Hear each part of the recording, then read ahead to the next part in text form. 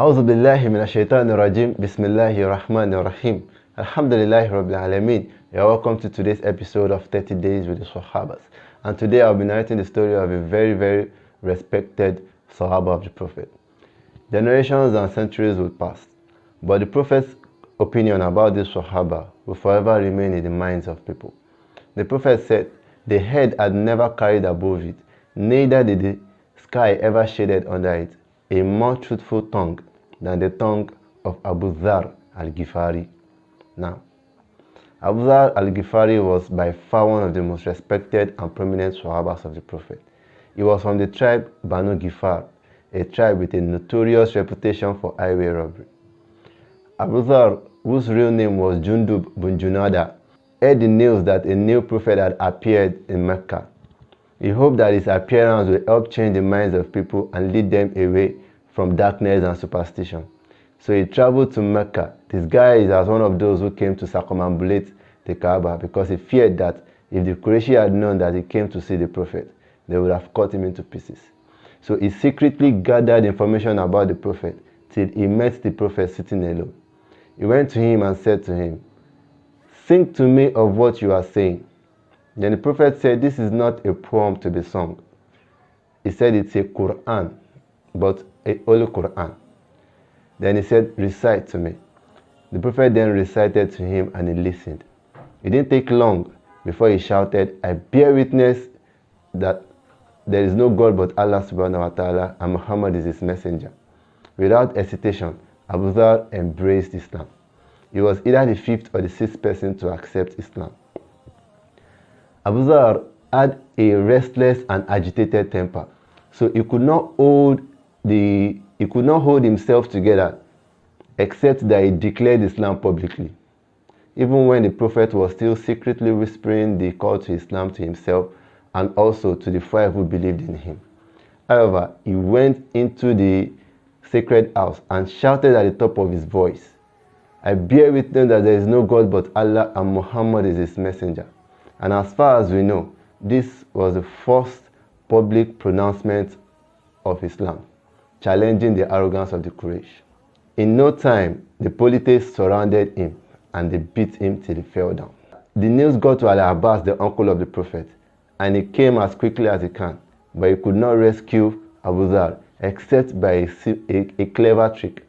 He said to them, "O people of the Quraysh, you are merchants and your caravans pass through the routes of Ghifar. This man here is one of their tribesmen.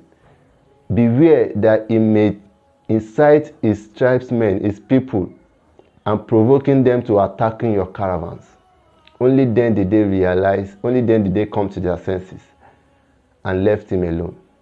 Then the next day, or perhaps the same day, he did the same thing, and he was also beaten till he lost consciousness. The Prophet ﷺ realized the nature of his new disciple. However, the time for public declaration had not come.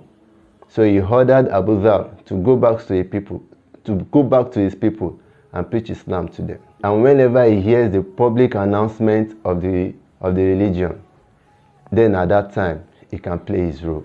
So Abu Dharr went back to his people, Banu Ghifar, and he invited each and every one of them to Islam. Subhanallah. Himself and his family members also went to the neighboring tribe, Banu Asnim, and also invited them to Islam. One day, after the emigration of the Prophet to Al-Medina, the city witnessed long lines of people on horseback and on foot.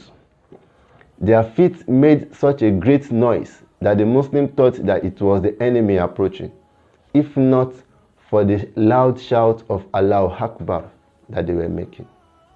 The Banu Ghifar, the former allies of the devil and the notorious highway robbers, are now the allies of the truth and the great men of good deeds, just by the influence of one great man, Abu Dharr al-Ghifari.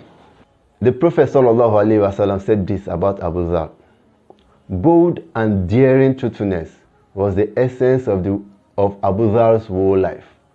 Truthfulness of his inner soul as well as his appearance. Truthfulness of his faith as well as his tongue. all the lives of Abu Zar, he was truthful.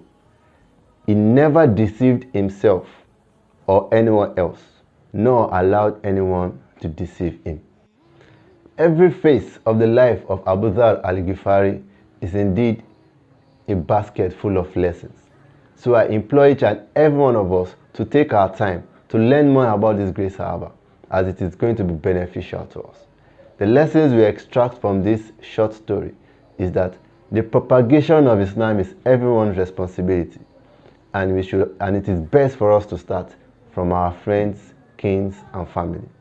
And also the essence of truthfulness, as it may bring short-term pain, but indeed it raises our status in the sight of Allah subhanahu wa ta'ala. Jazakumullahu khairan for listening. Assalamu alaikum wa rahmatullahi wa barakatuh.